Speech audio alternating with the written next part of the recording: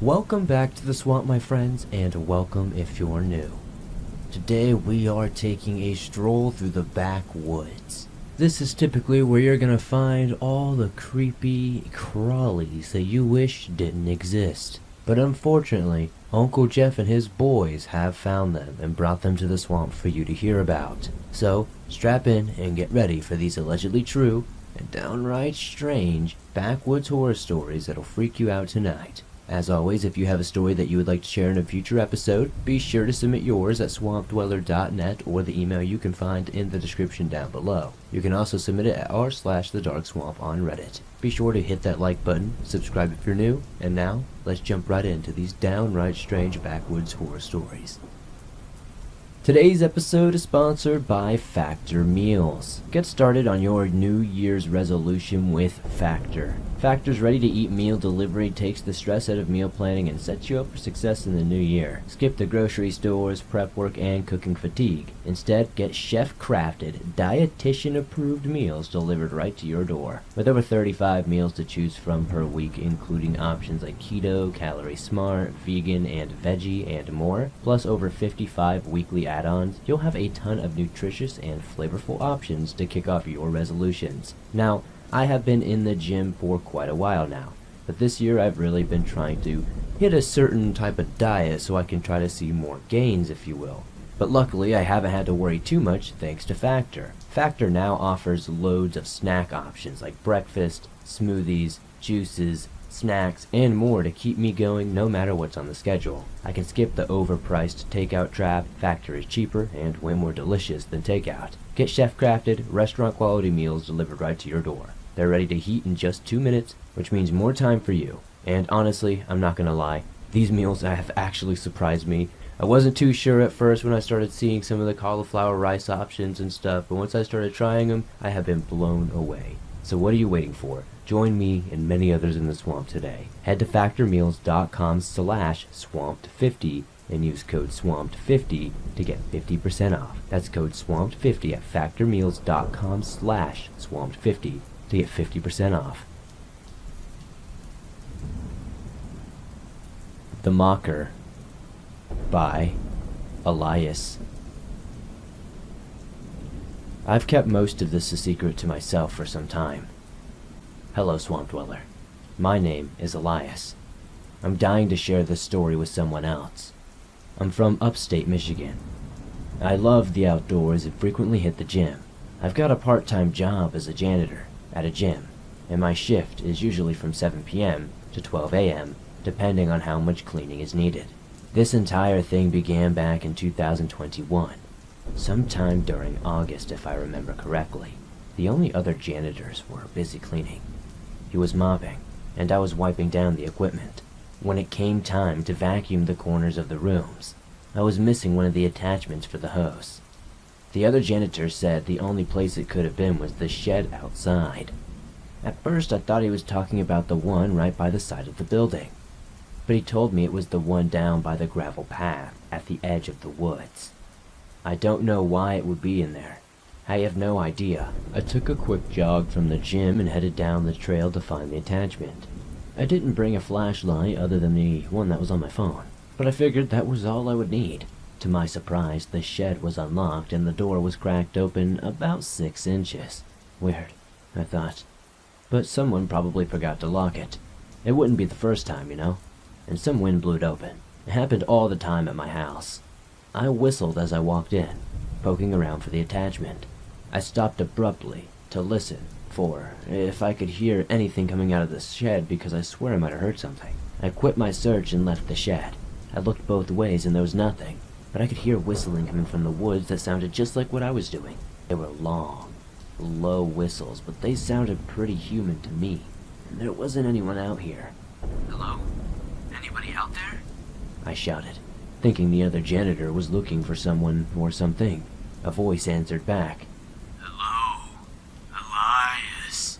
It was the janitor's voice. I thought he was trying to be funny, so I laughed and said, Maybe if you didn't have so much junk in here, I could find the darn attachment. The voice trailed off. I caught the words. Find the darn attachment. Kind of echoing.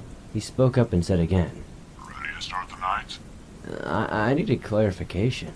What was he talking about? 7 to 12 is the real gym shift, buddy. He said. Now, things were bizarre. I had heard him say those exact words when we walked in to start the shift. Those exact words. Why was he repeating them? He continued. Couldn't find the darn attachment. Something wasn't right. It was like it was practicing and trying to get more natural sounding. I looked back toward the building, which was still lit up. Through the window, I could make out someone moving around in there. It had to be the other janitor, I thought. That's when I knew something was awfully wrong. I slowly backpedaled from the shed, listening to the janitor's voice saying the exact phrases repeatedly. When I was about halfway back to the gym, I noticed something coming out of the woods and stopping just before the tree line. Whatever it was tall. It was hard to tell much about it since it was really dark outside, but I had to say it had to be like 7 feet tall. It had a muscular, slender body and glowing white eyes. I could hear it panting heavily. Once I saw this, I hightailed it out of there and locked the gym door behind me. I told the janitor about it. He said that he had seen it and heard it before, and he called it the Mocker. He explained that it would repeat things, human things that they would say, around the woods. He also said you would be fined if you didn't stick around after hearing it. But I wasn't so sure. I never saw that thing again, and I've never really heard much about it. I've listened to Skinwalker stories, Wendigo stories, but I don't think it was that. Those are similar, but this just feels completely different at the same time. Please, let me know if you guys have any ideas of what this thing might be. I encountered something strange. By Annie B. Hello and happy holidays, and thank you for sharing this story if you decide to, Swamp Dweller. I hope all is well. I wanted to write you today because I trust you, and I trust telling you about my encounter.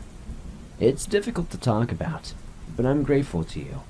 I got the courage to tell my story because I was listening to a video of yours, and someone else had an experience very similar to mine, and I can't tell you the relief that flooded into me knowing I was not alone. I have searched for over 30 years to find another encounter similar to mine. I reached out to the person in the story in the comments of your video, and we were able to connect and discuss our encounters. It was such a weight to know I wasn't the only one to experience something like this. At the time, I was 11 years old, and it happened in New Hampshire. I don't know if you remember, but in one of your videos you were talking about someone's encounter that was from New Hampshire, and they mentioned that they could tell it was going to be a bad night because things felt off, and it just felt heavy, and you just knew something was not right. Well, I can attest that that was an accurate statement. We had a cabin on a lake in New Hampshire. It was a very rural area, and there were a few neighbors around. It was just a very secluded area with not much going on, and I spent every summer there from when I was about 3 till about 18 years old.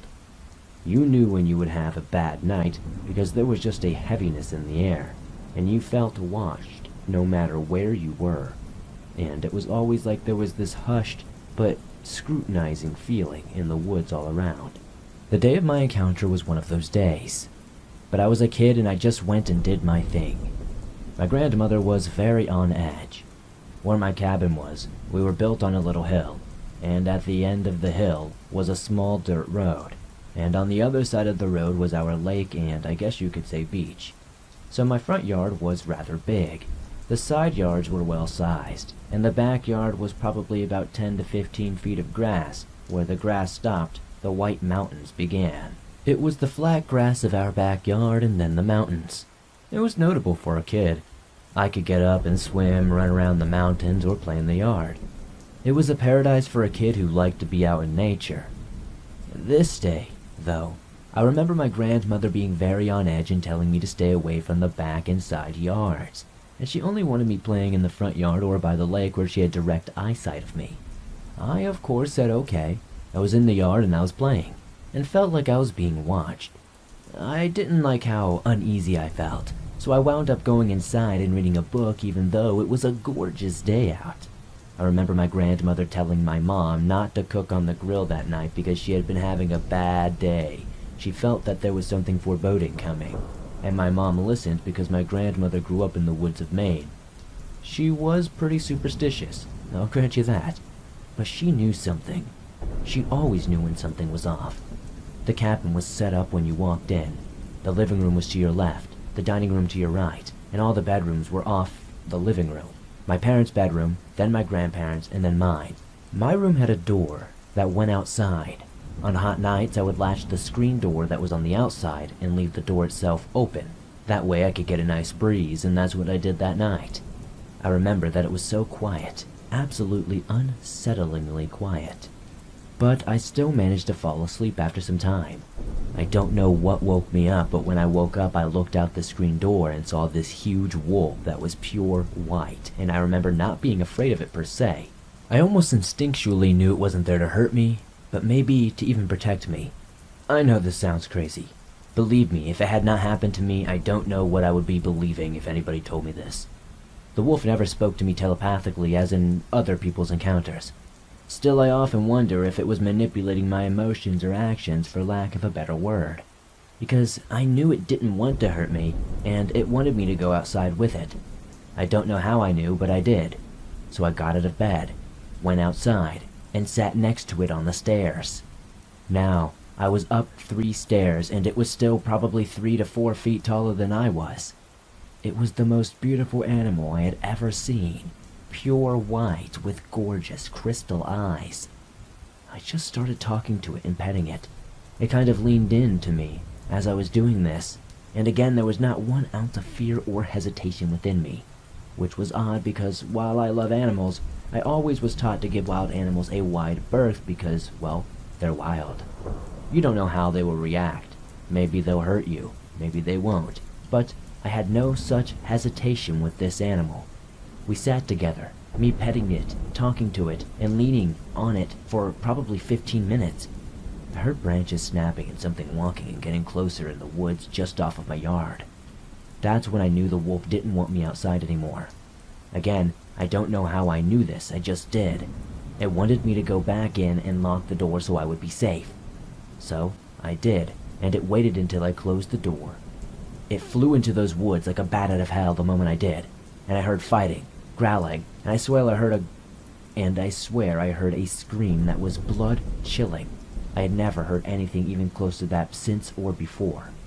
It was high and low pitch at the same time. It was terrifying. I don't know what was in those woods that night, but I know that wolf was there to protect me. I don't know why or how it came to be there, but it was.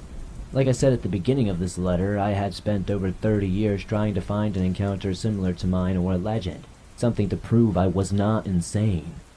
As I was listening to one of your videos, and someone from Maine described almost an identical experience, it felt like a weight had been lifted. As I said, I didn't see what was in the woods that night, but I have my suspicions that it protected me from a Wendigo or something similar. As in the other person's story, I believe that was what was watching him as well. New England is Wendigo territory, and I found a legend from the Alaskan Canadian indigenous tribes in my research. It speaks of a white wolf that would protect the tribes against the Wendigo. I could be wrong, of course, and I can't say for sure that's what was out there, but that's what I think happened. Thank you for taking the time to read about my encounter and reading other people's experiences.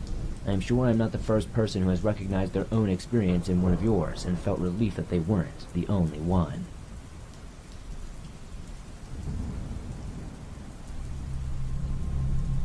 This was during the end of 2020. We were still in somewhat of a lockdown in Southern California. A lot of hiking trails were closed off to the public. My mom and her friend Stephanie are avid hikers. My mom and her friend decided they would go hiking on this closed trail. They had met someone who said they could use their backyard anytime they wanted to access the trail, so thus they did. It's a downhill hike to a watering hole and an uphill hike back up.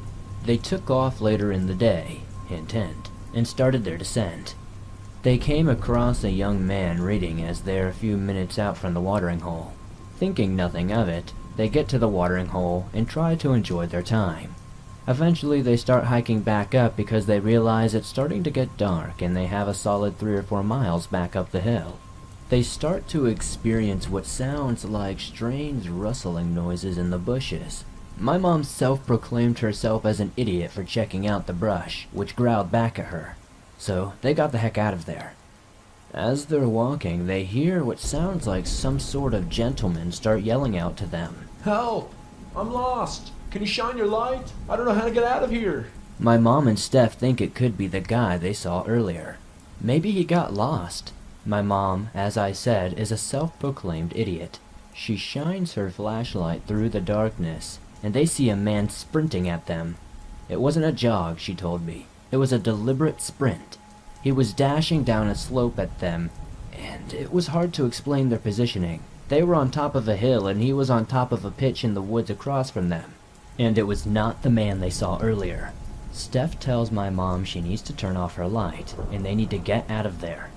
When my mom turns off the light, he starts cursing expletives to himself directed at them. They quickly hike in the darkness, refusing to turn on their lights. After about 15 to 20 minutes, my mom thinks it must be okay for them to turn the flashlight on. Nope. The second she turns on her flashlight, they hear him again. I see you guys. Please wait for me. I need your help. I'm coming. They run the rest of the trail in the darkness, get back to the car, and dip out of there. I'll never forget when my mom told me this and explained the change of voice when she turned off her flashlight, and how she explained him sprinting at them. This might not be the most scary story ever sent into the show, but thank you for sharing it.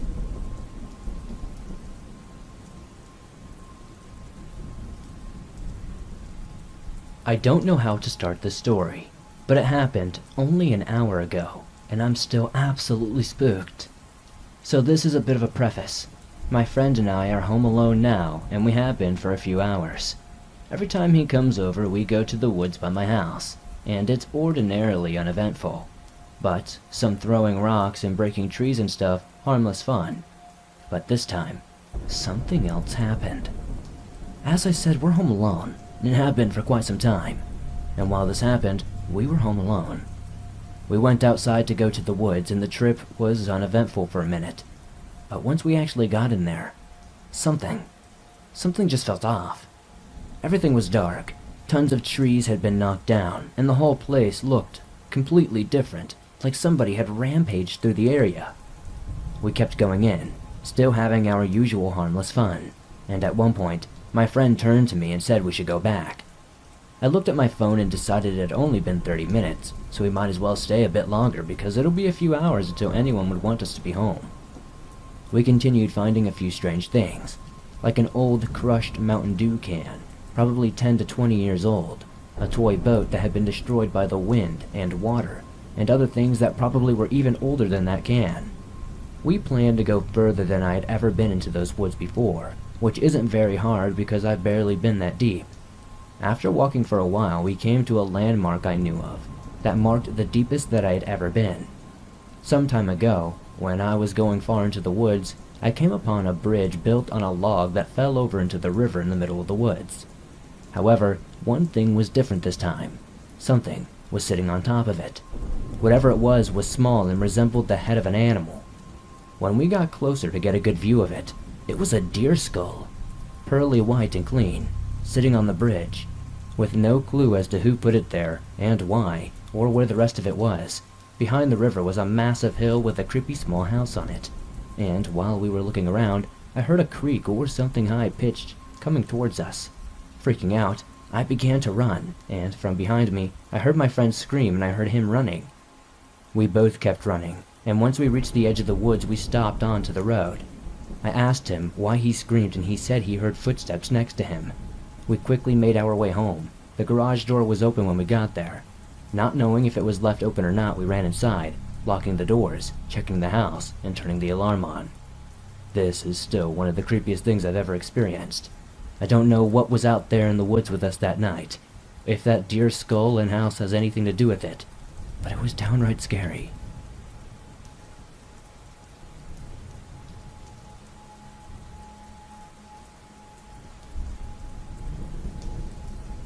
I live right next to a Navajo reservation, and have made friends with many of the people there my age. We hang out, play games, and we're just ordinary teens. I walk over a lot since my best friend lives less than a mile away from me. This isn't a long trek and usually only takes me about 30 minutes or so. I've made this trip dozens of times and have become very comfortable with it. I know the people along the way, so I'm not scared or on edge. There is a patch of forest, however, about midway there. It's a little unnerving sometimes. There was always that feeling of being watched. This was a regular occurrence, so I tried to ignore it and shake it off as my mind playing tricks on me. On this day I spent more time at my friend's house than I meant to, and when I left it was already getting dark. I reached the stretch of forest right as the sun disappeared from the sky. I shivered a little as I readied myself to begin the journey through. I was about 10 to 15 steps in when I heard a tree branch snap.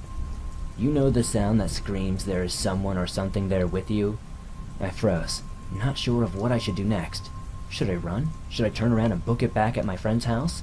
I didn't know the best option in this situation. I whispered, "Hello?" hearing my voice crack as the words fell from my lips. I don't even know why I opened my mouth, but it was out there, so I listened for any reply, anything at all. My heart sank when the answer came back in the same sound of my own voice, but distorted. Hello? I started to breathe too fast. My heart pounded against my chest. I felt like I would faint at any moment. Hello? My voice came again, but not from my mouth. I wanted to run, but my feet felt cemented to the ground. I could not make myself scream. I couldn't reply as my voice echoed over and over from a short distance away. I could not pinpoint exactly where it was coming from. It sounded like it was everywhere around me. Hello? Hello? Hello? It repeated, "Stop it!" I finally managed to tear it from my lips, and everything went silent. For a long minute, nothing happened. The air grew stale, and I realized for the first time that there were no typical forest sounds. No bugs, no frogs, no crickets, nothing at all. I stood there, terrifying, waiting to see what would happen next. Stop it. It mimicked back. Somehow, I had had enough and was willing my heavy legs to move. Before I could take a step, I heard a rustling in the bushes 20 feet to my left. I watched in horror as a deer head with huge antlers protruded through the brush. I took off as it came out and stood up on 2 legs. I flew out of those woods and got home in record time. When I got there, I said nothing to my mother. I went straight to my room, laid down, and thought about what had just happened. My mother came in at some point and asked me if everything was okay. I replied that yes, I was just tired. I don't know why I didn't tell her. I might have been afraid of how she would react, I guessed. I called my friend and told him everything. He freaked out and said that no matter what happened that night, do not reply or look out my window. This terrified me even more. He said to call him the following day and he would explain more, and that he had to speak to his grandfather as soon as possible. That night, I could not fall asleep at all. I mean, could you blame me? I stayed awake, listening to every little sound that night brought. Sometime around 3 a.m., just as I was about to drift off to sleep, the air noticeably changed, and the night sounds quieted. I felt my heart begin to pound. I laid there and waited, pulling the covers over my head like a child, far too scared to move. It came after a silent moment. It was all too long. Hello? I cried. It was all I could do. Hello? Stop it. It mocked what I had repeated in the woods earlier. It was terrifying enough when it copied what I said. But then it did something new. It called my name. It called my name in my mother's voice. It just kept repeating, "Amy, Amy, come here," and then repeating those same phrases over and over. For the rest of the night, the creature outside my window called my name in my mother's voice and repeatedly repeated what I said in the woods. In the morning, it finally stopped when the sun broke through the dark. I fell into a fitful sleep. I woke up around midday to my friend calling me and telling me he had spoken to his grandfather and could explain exactly what was going on. He said there were creatures out there called fleshgates, or potentially even a skinwalker. He explained that it was an evil witch that used dark magic to transform into animals and other beings. It somehow caught my scent and knew me. It was attached to me, cursing me, if you will. I was also given a warning that since it knew me now, it would always follow me, that I would always have to be careful. Last night I heard scratching on my window, then a low hum. The creature began repeating my name and adding things I hadn't heard yet, again in my mother's voice. At one point, it started calling my name, but drawing it out far too long. It tried to get me outside or to open the door or to let it in my house. This went on all night. At this point, I feel like I'm going crazy. I don't know what to do. Will it stalk the shadows around me for the rest of my life? I don't think I can honestly handle that.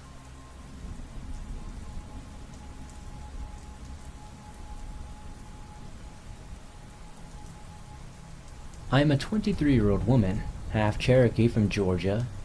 When this happened, my fiancé and I lived on a large farm in Maryland. We didn't use the farm, but we rented a small house on the property, and we were free to come and go around the grounds. I was only 19 at the time this took place, and the only residents in our home were myself, my fiancé, and our cat and dog. Our cat was a lunatic barn cat that I had rescued because I can't say no to animals that need help. And our loyal pit bull, a sweet, cuddly, scaredy cat. She weighed about 75 pounds and was afraid of her own shadow. Our farm was situated on approximately 20 acres of land, and our driveway was nearly a half a mile long. So usually when I would get home from work, my loyal dog and I would go for a walk, and usually I brought my fiancé with me. Not that I was afraid to go out alone, just that he spends too much time playing video games, and anything to get him to use his legs is good. After our driveway was a 12-mile-long road through the woods and farms until it finally reconnected with civilization. So it was safe to say that we were far from other people except from our landlord. The first mile or so were through an open farmland, followed by a brief patch of forest, and then about a half a mile or so of wheat fields, and then solid forest for another couple of miles. Now that you have a bit of information on the layout, on to the creepy part. So it started like any other weekday evening. My fiancé and I returned home from our work to our comfortable cottage and pets. Harley, our dog, was frantic to go for a walk, so I quieted her, changed into my walking clothes, and asked if the fiancé would join me. He had gotten home shortly after me and said he had seen one of those coyotes out near our house, and didn't think it was a good idea tonight. Still, as you may know, coyotes are primarily scavengers, especially out here on the East Coast. So I was not too worried, and I am very capable of defending myself. I called him a puss and told Harley we would go and be fine without him. Laughing to myself, we left the cottage and started walking toward the driveway. The sun was going down, the October air had begun to get a chill, and it rustled through the cornfields next to our long driveway. The corn was about 6 feet tall at this point in the year and impossible to see through. So I assumed that my fiancé was trying to scare me because there's no way he could have seen a coyote in this field. Harley was enjoying her time in the area, tearing in and out of the corn stalks on our walk up the driveway, and I knew that she was a big coward, so she would definitely alert me to any danger very quickly by running away. By the time I reached the end of the driveway, the sun had set, and the moon, which had already come out, was shining high about the fields. It wasn't quite complete, but it provided enough light that I didn't need to use my flashlight or Harley's collar light. We turned left down the road and proceeded across the first section of the field. This first field was soybeans. If you don't know, they are relatively short plants that nothing but a rabbit could hide in. Off in the distance, I spotted a few deer, but nothing alarming, so we relaxed and enjoyed our walk through the night air. I threw a stick and Harley brought it back repeatedly. Typical dog and owner stuff. We reached the first small section of trees and Harley stopped and bumped into my leg, letting me know there was something ahead. It wasn't a coyote or a deer, but a rabbit that had been hit by a passing car that was still struggling to survive. As much as I hate to say this, there was no way it was going to live, and honestly, it was probably what drew the coyotes in. I knelt by it and used my knife quickly to put it out of its misery, as my family had taught me to do, and let it pass into the next life. Feeling sad but somewhat relieved that we had only encountered a handful of deer and that poor rabbit, we continued our walk and passed into the following field. This was a wheat field, and the wheat was about ready for harvest, so it was tall and hard to see. The area was quiet, though, and Harley didn't do anything. So I figured the coyotes had passed on if there had been any. Now this is the part you have been waiting for, and I don't know what it was, but here it is. We rounded the corner of the field and into the area with wheat on our left and a forest on our right. The air seemed to go still, almost like it was stale. Harley got closer to me, and I heard rustling in the wheat field. I saw 3 tails circling back toward the forest. Coyotes, I thought. The eastern coyotes are small, but in a pack they can get pretty ballsy. Harley raised her heckles and I yelled, "Get out of here! Go! Bugger off!" as loud as I could, and the coyotes started scattering off into the trees. I decided to turn around and get out of there before they regroup because I am brave, but I am not going to walk into a dark forest with a coyote pack and a cowardly pit bull. We turned back and again I heard a rustling in the wheat. A confused coyote, maybe? I thought it must be, but no. Harley was standing stock still staring at the grain, and I whistled for her to come with me. That high-pitched, ear-piercing two-fingered whistle. That snapped her out of it for a split second, when my whistle was returned from the inside of the wheat. Suddenly, all the family legends I had heard came flooding back to me, and I expected to see a tall, thin creature emerge, but nothing did. It didn't smell rotting, it didn't smell bad, I just had this sense of dread. I was transfixed with fear and curiosity. I whistled again, and the whistle was then returned once more. Very human sounding, but at the same time, not. Against my better judgment, I swear, I said something. I don't remember what I said, but it repeated it back to me. There was no bugs, no coyotes, no Harley noises, just my breath. Slowly the rustling started again and I turned on my flashlight. I shined it on the wheat field and what I saw still confuses me to this very day. Animal eyes. They were green, with like a yellow hue in the reflection.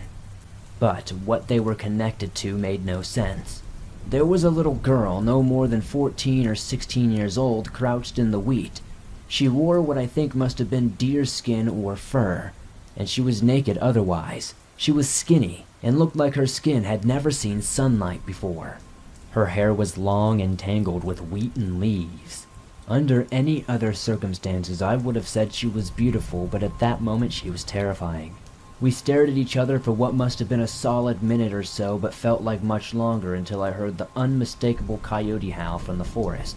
Both of our heads snapped toward the noise, and immediately I heard her take off through the wheat toward the sound. At that moment Harley took off toward the house and I went after her. We didn't stop running until we got to the driveway, and I stopped, not wanting my fiancé to know I was running away from something.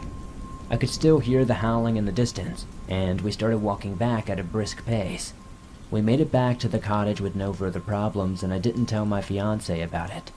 Not wanting him to go out there with a gun, she hadn't hurt me, and so I didn't think it was right to hunt her. I was awoken in the middle of the night by the sound of coyotes outside of our cottage. This wasn't usual, but now I wondered if she was with them. When I was coming home from work about a month later, I had stopped obsessing about that night, and I almost thought I had imagined it when I slammed on my brakes. I saw something in the road. It was dark, and when my headlights hit it, the eyes reflected green and yellow. It was a large coyote. I stared at it very briefly, and then it ran into the woods. I know this sounds crazy, but I still wonder if that was her.